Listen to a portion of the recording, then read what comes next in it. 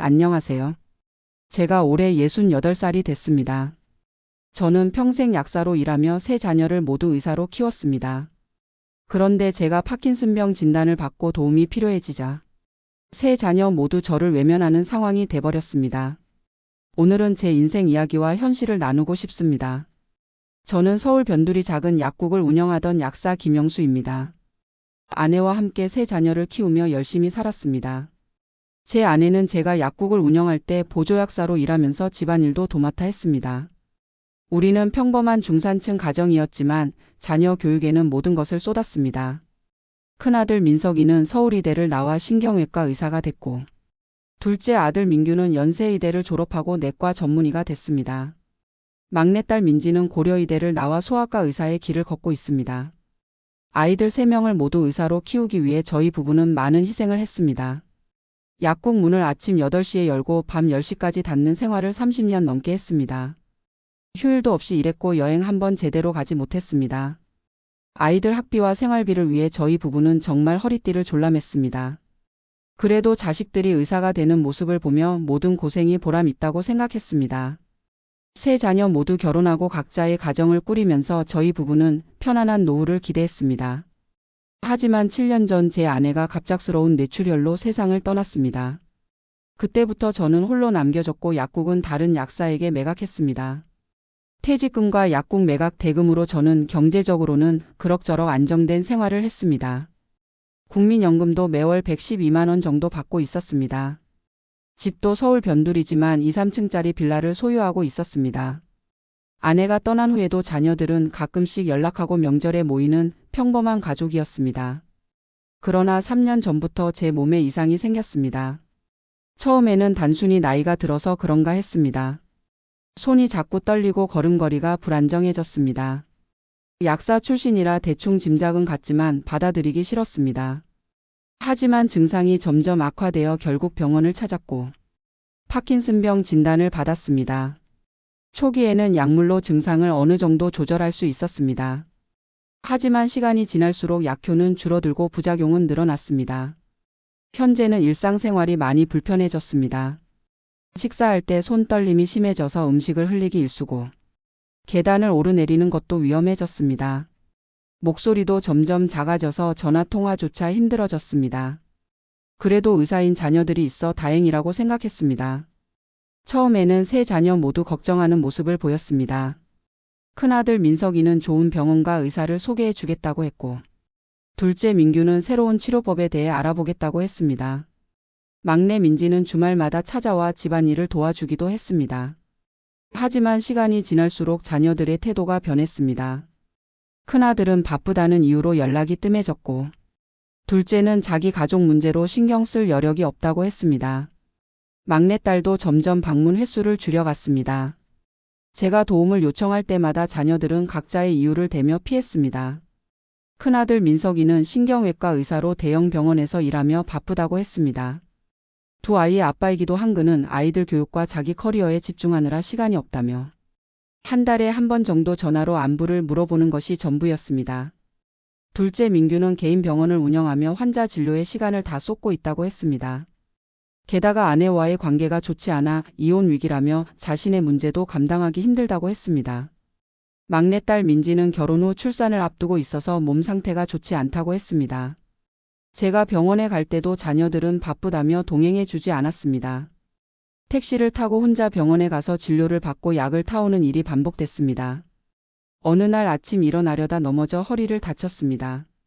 너무 아파서 겨우 핸드폰을 찾아 큰아들에게 전화했습니다. 하지만 수술 중이라 통화가 안 된다는 답변만 들었습니다. 둘째에게 연락했지만 외래 진료로 바쁘다며 요양보호사를 알아보라고 했습니다. 막내딸은 임신 중 출혈이 있어 안정을 취하고 있다고 했습니다. 결국 이웃의 도움으로 병원에 가서 치료를 받았습니다. 그 일 이후로 저는 자녀들에게 더 이상 기대하지 않기로 했습니다. 제가 평생 모든 것을 바쳐 키운 3명의 의사 자녀들은 정작 아버지가 아플 때 도움을 주지 않았습니다. 저는 요양보호사를 고용했습니다. 매일 3시간씩 와서 집안일을 도와주고 병원에도 동행해 줍니다. 한 달에 100만 원 가까이 지불하는 비용이지만 다른 방법이 없었습니다.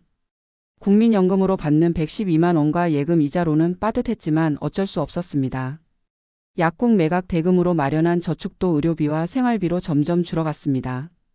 어느 날 저는 용기를 내어 세 자녀를 집으로 초대했습니다. 오랜만에 자녀들이 한자리에 모였습니다. 저는 그동안 마음에 담아두었던 말을 꺼냈습니다. 저는 그들에게 말했습니다. 내가 너희를 의사로 키운 것은 많은 돈을 벌거나 높은 사회적 지위를 갖게 하기 위함이 아니었다. 환자의 아픔을 이해하고 도움이 필요한 사람들을 돕는 의사가 되길 바랐다. 그런데 정작 너희 아버지가 아플 때는 모두 외면하는구나. 자녀들은 각자의 상황을 설명하며 변명했습니다. 큰아들은 병원에서의 책임이 막중하고 환자들이 기다리고 있다고 했습니다. 둘째는 개인 병원 운영과 가정 문제로 정신적 여유가 없다고 했습니다. 막내딸은 임신 중 건강이 좋지 않아 어쩔 수 없다고 했습니다. 저는 그들의 말을 들으며 깊은 실망감을 느꼈습니다. 그들은 모두 타인의 건강을 돌보는 의사였지만 정작 자신의 아버지에게는 의사로서의 책임감도 자식으로서의 도리도 다하지 않았습니다.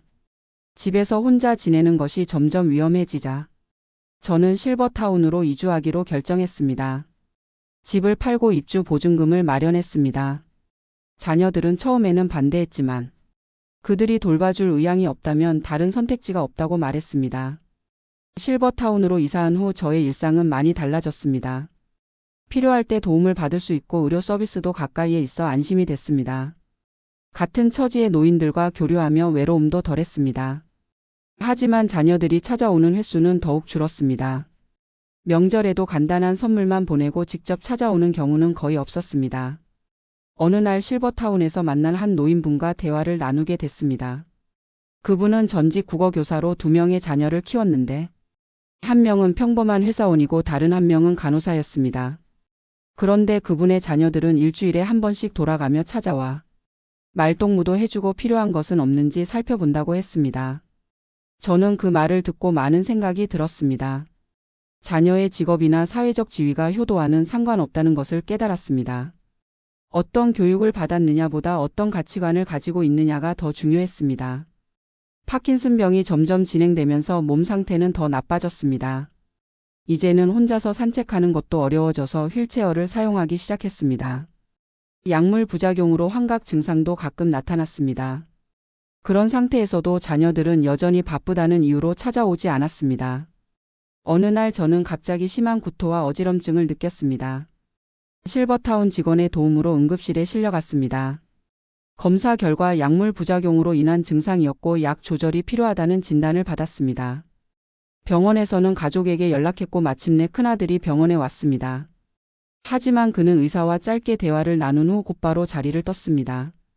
다음 날 둘째와 막내도 차례로 병문안을 왔지만 각각 30분도 채 머물지 않았습니다. 그들은 모두 자신의 일정이 있다며 서둘러 떠났습니다. 이번 기간 동안 저를 돌봐준 것은 실버타운 직원들과 제가 고용한 간병인 뿐이었습니다. 퇴원 후 저는 자녀들에게 편지를 썼습니다. 저의 실망감과 서운함을 솔직하게 표현했습니다. 그리고 더 이상 그들에게 기대하지 않겠다고 했습니다. 대신 제가 모아둔 재산을 사회에 기부하겠다는 뜻을 전했습니다. 편지를 보낸 후 자녀들의 반응은 달랐습니다. 큰아들은 화를 내며 부모 부양은 하지 않으면서 유산은 바라냐고 오히려 저를 비난했습니다. 둘째는 아버지의 마음을 이해한다며 미안하다고 했지만 실질적인 변화는 없었습니다. 막내딸만이 눈물을 흘리며 사과했고 이후 조금 더 자주 연락하고 찾아오기 시작했습니다. 하지만 그마저도 오래가지 않았습니다. 아이를 출산한 후에는 육아로 바쁘다며 다시 연락이 뜸해졌습니다.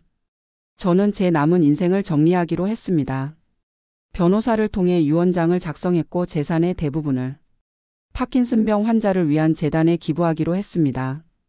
오랜 시간 약사로 일하며 환자들의 건강을 돌보았던 제 인생의 가치가 이런 방식으로라도 계속되기를 바랐습니다.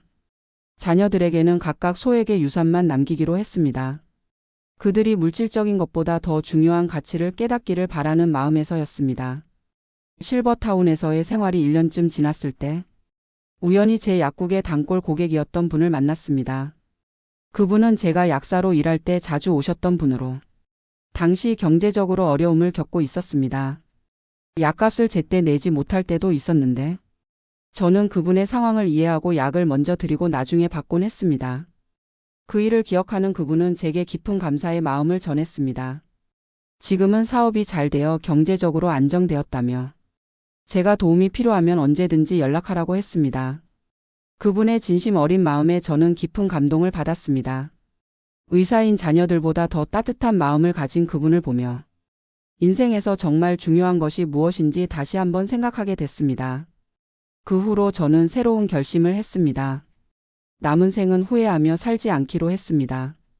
실버타운에서 만난 친구들과 함께 하는 시간을 소중히 여기고 작은 취미 활동들을 통해 즐거움을 찾았습니다. 파킨슨병의 진행을 늦추기 위한 운동요법도 꾸준히 실천했습니다. 특히 실버타운에서 진행하는 원예 치료 프로그램에 참여하면서 식물을 가꾸는 일에 큰 위안을 얻었습니다. 떨리는 손으로도 할 수 있는 간단한 작업들이 저에게 성취감을 주었습니다. 또한 같은 병을 앓고 있는 다른 노인들과 자조 모임을 만들어 서로의 경험과 대처법을 나누기도 했습니다. 그러면서 제 상황이 특별히 불행한 것만은 아니라는 사실을 깨달았습니다. 많은 노인들이 자녀들의 무관심 속에서 외롭게 지내고 있었습니다. 오히려 저는 경제적으로 어느 정도 여유가 있어 필요한 의료 서비스와 케어를 받을 수 있다는 점에서 다행이었습니다. 어느 날 실버타운에서 자원봉사자로 온 젊은 의대생들을 만났습니다. 그들과 대화하면서 제 경험을 나누게 됐습니다. 자녀들에게 실망한 이야기부터 약사로서의 경험, 그리고 파킨슨병과 함께 살아가는 현실까지 솔직하게 이야기했습니다. 그중 한 학생이 저에게 물었습니다. 선생님께서는 의사 자녀들에게 어떤 교육을 하셨나요? 의학 지식만 중요하게 여기셨나요? 그 질문은 저를 깊이 생각하게 만들었습니다. 돌이켜보니 저는 자녀들이 좋은 성적을 받고 명문 의대에 진학하는 것에만 집중했습니다. 의사가 되는 과정에서 인성과 환자에 대한 공감 능력의 중요성을 충분히 강조하지 않았던 것 같았습니다. 어쩌면 그것이 지금의 결과로 이어진 것인지도 모르겠다는 생각이 들었습니다. 의대생들과의 만남 이후 저는 그들을 정기적으로 만나 제 경험을 나누는 시간을 가졌습니다. 그들에게 좋은 의사란 단순히 뛰어난 의학 지식을 가진 사람이 아니라 환자의 아픔에 공감하고 따뜻한 마음으로 돌볼 수 있는 사람이라고 말했습니다. 제 이야기가 미래 의사들에게 작은 영향이라도 줄 수 있기를 바랐습니다. 세월이 흐르면서 저의 파킨슨병 증상은 더욱 심해졌습니다. 이제는 거의 모든 일상생활에 도움이 필요한 상태가 됐습니다. 식사도 혼자 하기 어렵고 말하는 것도 점점 힘들어졌습니다. 실버타운의 간호 인력과 제가 고용한 요양보호사의 도움으로 생활하고 있지만 앞으로 더 많은 간병이 필요할 것으로 예상됩니다. 그런 상황에서도 자녀들의 태도는 크게 변하지 않았습니다. 명절이나 생일에 잠깐 찾아오는 것이 전부였습니다. 최근에는 제 건강 상태가 악화되어 병원 입원이 필요해졌을 때 자녀들은 바쁘다며 간병인을 고용하라고 했습니다. 의사인 그들이 직접 돌보지는 않더라도 좋은 의료진을 소개해 주거나 치료 방향에 대해 조언해 주기를 바랐지만 그마저도 기대하기 어려웠습니다.